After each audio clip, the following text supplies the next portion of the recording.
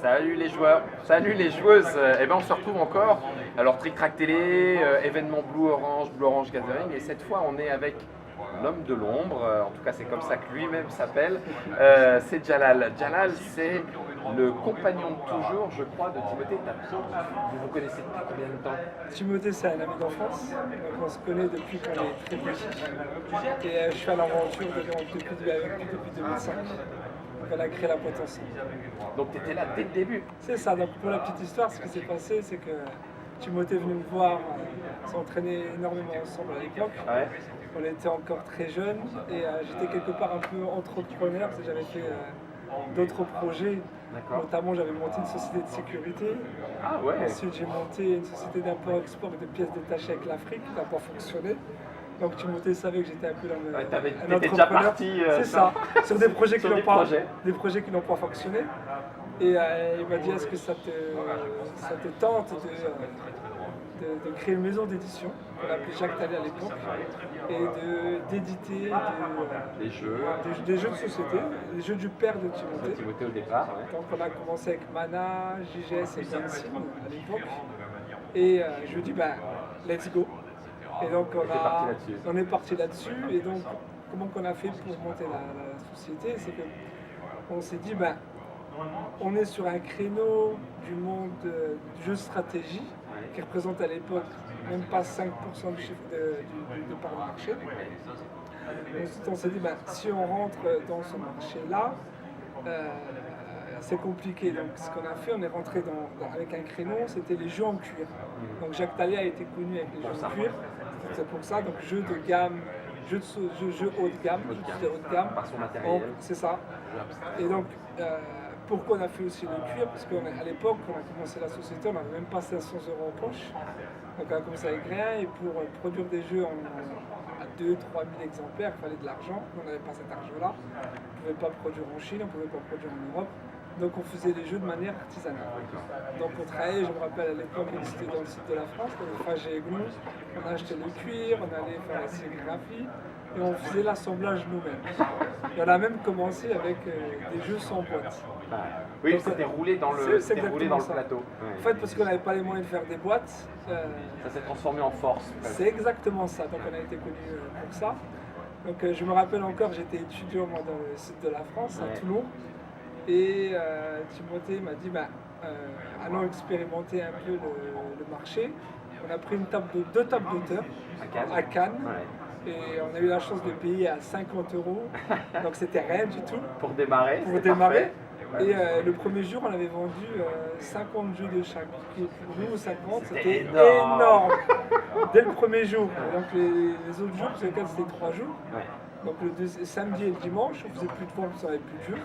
Mais on faisait que de la présentation. Et une fois qu'on est rentré chez nous, on s'est dit, on a quelque chose, continuons. Donc de fil en aiguille, petit à petit, on est arrivé à là.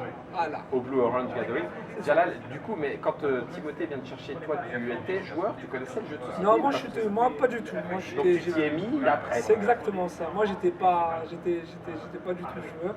Tu étais entrepreneur. C'est ça. En fait, pour la petite histoire, moi, j'ai un master en finance. D'accord. Et en contrôle de gestion. J'ai travaillé donc tu étais plutôt chiffre, co. C'est exactement ça, c'est ça. Après, j'ai travaillé pendant 8 ans chez PricewaterhouseCoopers dans l'audit. L'audit externe dans la télécommunication, je travaille pour Skype, SES, dans les satellites, etc. Donc je suis pas du tout, j'étais pas du tout. C'était pas la voie là. D'accord. Et il se fait que tu occupes un poste du coup particulier, puisque Jalal s'occupe de tout ce qui est marché international, c'est comme ça qu'on... En fait, dans les principales fonctions que j'ai dans Blue Orange, ça va être tout l'aspect finance qui est très important, parce que c'est comme gérer une famille quelque part. On a un budget, il faut le respecter, il faut savoir où on va et prendre les bons choix. Donc, tout ce qui est financé chez moi, je m'occupe aussi de tout ce qui est volet production. Donc production, qui dit production, dit qualité, dit coût, dit aussi normes, transport, dit aussi les normes EN 71 et plein d'autres process dans la production. Ça c'est donc finance, production et une grosse partie de clients à l'international. D'accord. Alors, je préfère que ce soit toi qui le dise, mais il y a un chiffre qui est assez étonnant. C'est vrai qu'on connaît Blue Orange dans les joueurs et joueuses français. Ça fait partie des éditeurs qui comptent. La part, par contre, ce qu'on ignore peut-être, c'est que Blue Orange finalement est pratiquement 4 fois plus important à l'international que sur le marché français. Grosso modo, le chiffre, enfin pas le chiffre, mais la part, le pourcentage du marché français pour Blue Orange, c'est combien? En fait, le marché français pèse à peu près 17% et 83% de notre chiffre d'affaires est fait à l'extérieur, en dehors de la France. Donc on a des marchés comme quasiment toute l'Europe, on a des marchés émergents. Donc on a créé le marché de jeux de société en Tunisie. Donc pour la petite histoire, j'ai un ami qui s'appelle Mehdi, ça s'appelle Magic Games. Donc il a son frère qui travaille dans le livre. Et je lui dis, est-ce que ça t'intéresserait pas de distribuer Blue Orange en Tunisie? Et il n'y avait pas de jeu de société. Et c'est parti comme ça, donc on l'a aidé, on l'a supporté, on lui a montré comment faire. Et là maintenant, il distribue Blue Orange, il distribue Asmodée et il distribue d'autres éditeurs. Vous êtes présent sur même des. C'est ça qui est parfois un petit peu étonnant. En tout cas, les gens qu'on a rencontrés ici le disent aussi. Vous avez soutenu des marchés émergents, des gens qui démarraient quelque chose, alors que ça représentait finalement pas grand-chose, mais simplement pour que ça puisse démarrer. C'est exactement ça. Alors que c'est même pas forcément, entre guillemets, j'espère que je ne trahis pas, mais c'est même pas une question d'argent, c'est même pas une question de rentabilité ou quoi. C'est qu'au final, vous avez X pays et dans lesquels c'est peu à peu, il y a la Serbie, Israël, Dubaï, on en a parlé tout à l'heure, etc. Des toutes petites choses, mais qui finalement finissent au total par faire quand même tous ces 83% dont tu parlais tout à l'heure. Donc ce qu'il faut savoir, c'est que l'une de nos visions, Timothée, qu'on s'est mis depuis le départ, notre objectif premier, c'est de permettre à un maximum de personnes, c'est peut-être un peu prétentieux, peut-être très gros, mais c'est ce qu'on voulait faire depuis le début, c'est ce qu'on est en train de faire, ce qu'on est en train de réaliser, c'est de permettre à un maximum de personnes dans le monde entier de permettre de jouer. Donc il y a eu Thierry qui est parti avec Fall au Cambodge pour offrir des jeux dans des populations qui ne peuvent pas y accéder. Exactement. Et tout ça, c'est la même philosophie. C'est ça. Il y a aussi la société Siam en Thaïlande, on supporte en armement, Pitsanu. Donc la Thaïlande, j'ai déjà été là-bas, j'ai vu un peu, le marché est quasiment inexistant. Donc on va faire le maximum pour que une certaine population fasse jouer là-bas. Et donc ça se fait petit à petit.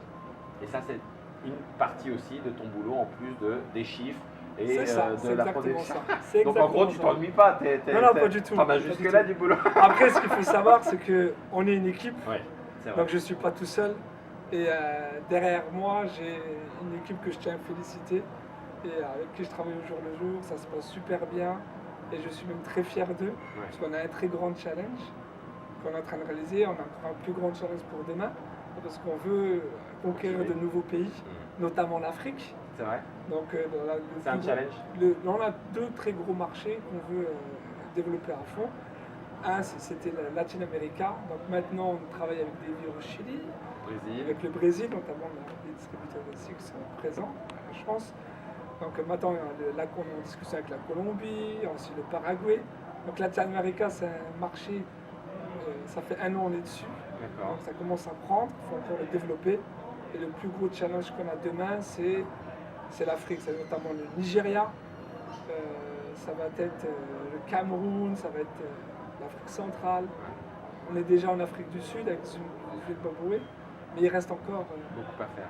Énormément à faire. Donc c'est notre challenge. On se retrousse les manches et ça part. C'est ça.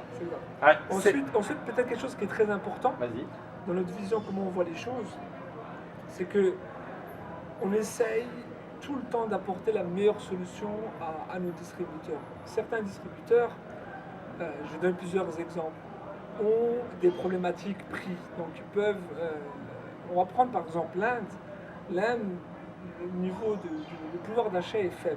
Donc ils ne peuvent pas se permettre d'avoir des jeux très chers. Donc on va toujours travailler main dans la main pour regarder quelle va être la meilleure solution pour avoir le meilleur prix.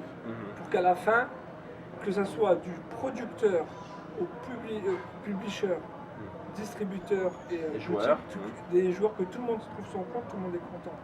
Ensuite, il y a d'autres problématiques, c'est la culture. Donc, un exemple tout court, l'Arabie Saoudite. On a un jeu, parce qu'il y a eu un cochon sur le jeu, on ne pouvait pas le distribuer.